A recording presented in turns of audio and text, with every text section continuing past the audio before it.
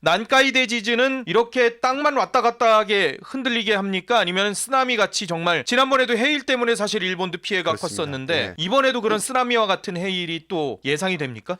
이 규모가 워낙에 크기 때문에요. 이 동일본 대지진 같은 경우에도 지진의 발생 깊이는 30km 지하입니다. 예. 하지만 아까 앞서서 말씀드린 대로 쪼갠 면적을 보면 지하로 한 300km를 쪼개요. 지표까지 30km는 뭐 아무렇지도 않게 쪼개고 예. 그 아래로 한 270여 km를 더 쪼개 들어가거든요. 그런데 이 단층면이 서로 비껴 지나가는 운동, 수직으로 비껴 지나가는 운동을 하는데 이 운동만 30m가 서로 비껴 지나갑니다. 그러니까 바닷물이 30m가 한꺼번에 들쳐 올려진 거죠. 예. 그래서 동일본 대지진 때 30m 정도 되는 바닷물이 갑자기 들려서 쭉 퍼져 나간 거거든요. 그게 해안선에 도착해서 30m 정도 되는 지진 해일이 덮쳤던 건데 네. 마찬가지 일이 바로 난카이 해곡에서도 예상이 됩니다. 규모가 커질수록 더 큰 단층면이 쪼개게 될 거고 이 단층의 움직임 자체도 마찬가지로 크게 될 거예요. 예. 30m 이상 정도의 움직임을 만들어낼 수 있기 때문에 지진 해일이 굉장히 강력하게 발생할 수 있습니다. 우리나라 같은 경우는 일본 해안가는 말할 것도 없고요. 예. 다행히 이제 큐슈가 이 지진 해일을 막고 있어서 직접적으로 지진 해일이 큰 지진 해일 피해를 보기는 어려운 구조입니다. 예. 하지만 일본 열도를 타고 돌아서 퍼져 나가는 지진 해일이 네. 우리나라 제주도나 남해안 일대에 도달할 수 있고요.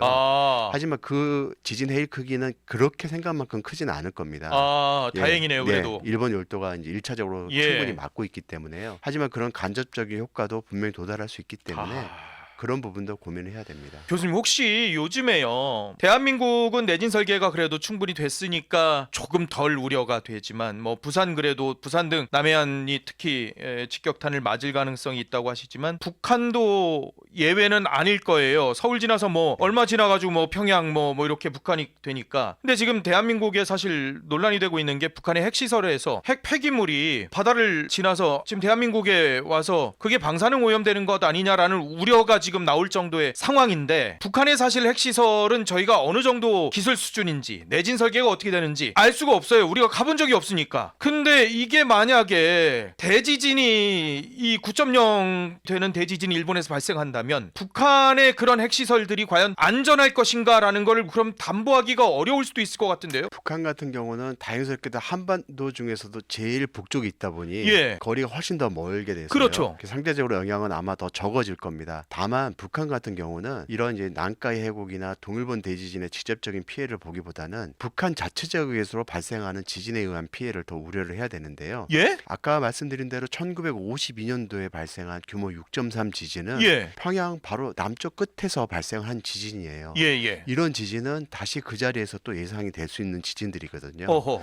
이런 지진이 바로 발생하게 된다면 평양 인근이나 바로 그보다 더 떨어진 지역이라도 지진동을 크게 일으킬 수 있고요. 예. 또 백두산 같은 경우도 활화산에 들어가고 있고 네네. 백두산 폭발이 또 영향을 줄 수도 있게 되고요. 반대로 큰 지진이 발생했을 때 백두산에 영향을 줄 수도 있기도 하고 예. 핵실험이 백두산 폭발에 영향을 줄 수도 있기도 하고 하면서 북한은 사실 복합적으로 여러 부분이 얽혀 있는 상황이라서 예. 다목적으로 저희가 좀 고민을 해야 되는 상황인 거죠. 그러니까 난카이 대지진의 직접적인 영향에서는 대한민국보다는 상대적으로 자유롭긴 하지만 난카이 대지진이 일어난다면 그게 또 북한 자체 내에 있는 지진 에너지를 자극할 가능성이 있고 그 지진 에너지에 의해서 지진이 일어난다면 그게 또 백두산의 화산하고 또 상호작용을 또 봐야 할 것이고 그거로 인해서 핵시설과의 또 관계도 또 우리가 우려해야 될 수 있는 상황이라는 건가요? 계속 그렇게 체인 리액션처럼 엮어가자면 그렇게도 되는데요. 예.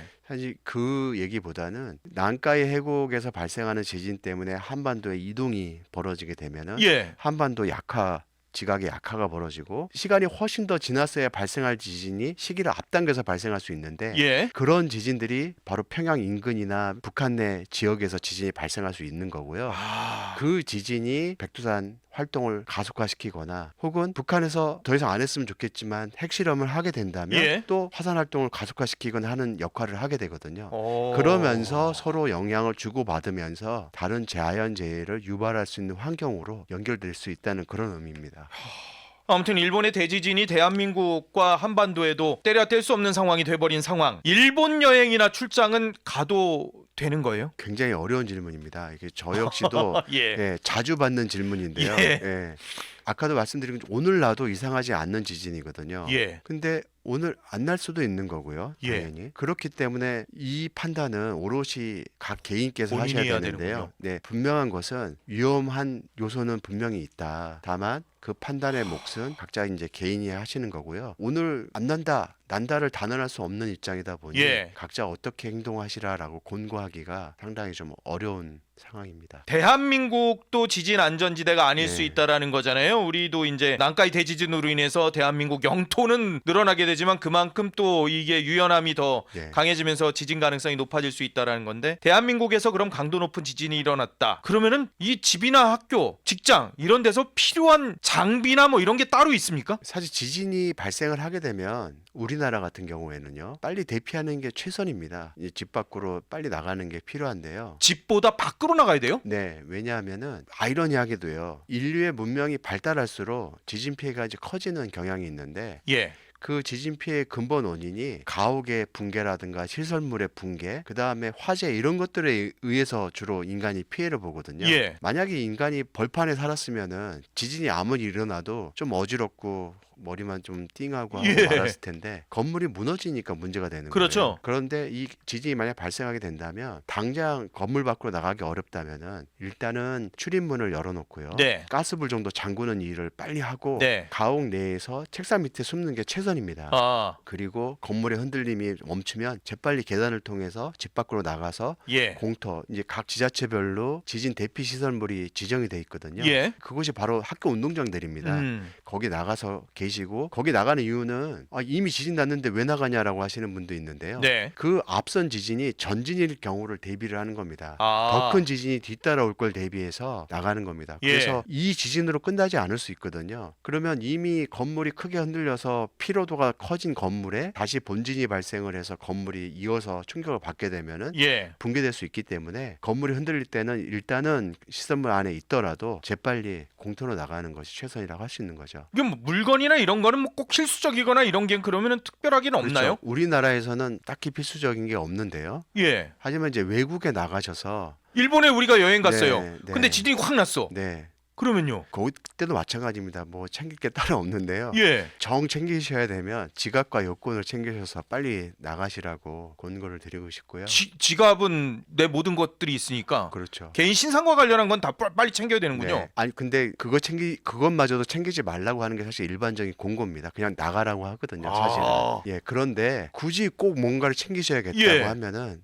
지갑과 여권 정도를 굳이 말씀드리고요. 야. 가벼운 몸으로 나가라는 말씀을 드리고 싶습니다. 일본 침몰이라는 영화가 있었어요. 네. 일본이 그럼 이런 대지진으로 인해서 진짜 침몰할 가능성도 있습니까? 일본 침몰이라는 영화 자체는 사실은 약간 소설에 가까운, 어쩌면 소설 얘기라고 할 수 있는데 예, 예. 판과 판이 충돌을 해서 다른 판이 이 일본 판을 물고 들어간다는 내용입니다. 예. 그래서 그 물고 들어가는 부분을 뚫어서 일본이 같이 딸려 들어가지 않게 한다라는 그런 내용인데요. 예. 사실 좀 약간 과학적으로 굉장히 허구적인 얘기고, 일단 뚫는 것 자체가 말이 안 되고, 예. 실제로 우리가 일본 열도 동쪽 지역에 필리핀판과 태평양판이 일본 열도와 부딪히면서 물고 들어가는 형태를 보이고 있긴 하지만 예. 큰 지진 한번 발생할 때마다 물고 들어가는 애만 들어가고 일본 열도는 튕겨 올라가는 일들을 반복하게 돼요. 아. 예, 그래서 실제로는 일본 열도가 들어가고 있지는 않고 오히려 원래 모양을 그대로 유지하는 일들을 하면서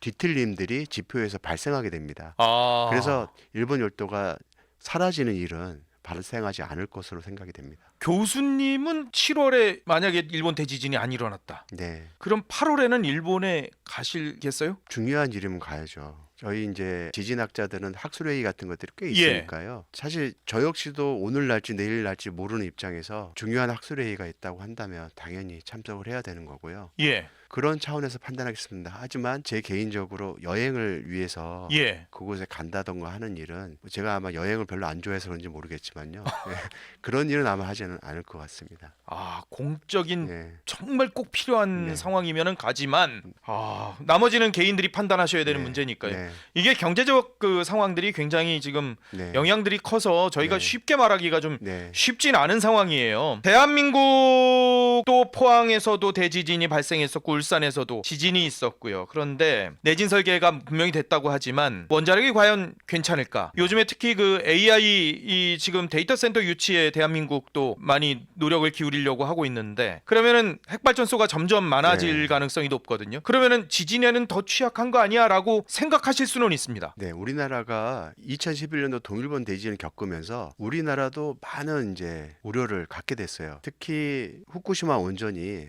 허무하게 이렇게 폭발하는 사고를 예. 겪으면서 이게 남의 나라 일만은 아닐 수도 있다라는 우려 때문에 네. 대대적인 어떤 조사를 하게 되고 우리나라 원자력 안전에도 좀 더 안전한 수준으로 바꿔야 되겠다라는 이제 공론화도 있었거든요. 예. 그 즈음을 전후해서 우리나라 원자력 발전소의 내진 성능도 향상이 되게 되는데요. 원래는 0.2G, G는 중력 가속도 G인데 예. 그러니까 중력 가속도의 20% 정도 흔들리는 땅 흔들림까지 견뎌라라는 것이 내진 성능입니다. 이거를 훨씬 더 강화해서 0.3G 정도까지 견딜 수 있는 원자력 내진 성능을 바꾸게 되거든요. 아. 그래서 그 후로 지금 존재하는 원자력 발전소도 보강이 이루어졌고요. 앞으로 짓는 원자력 발전소도 0.3G까지 견딜 수 있도록 예. 되어 있기 때문에 음흠. 우리나라는 이제 훨씬 더 안전한 상태라고 할 수 있는 상황인 거죠. 다행이네요. 네. 아, 교수님이 쓰신 책이 있으세요.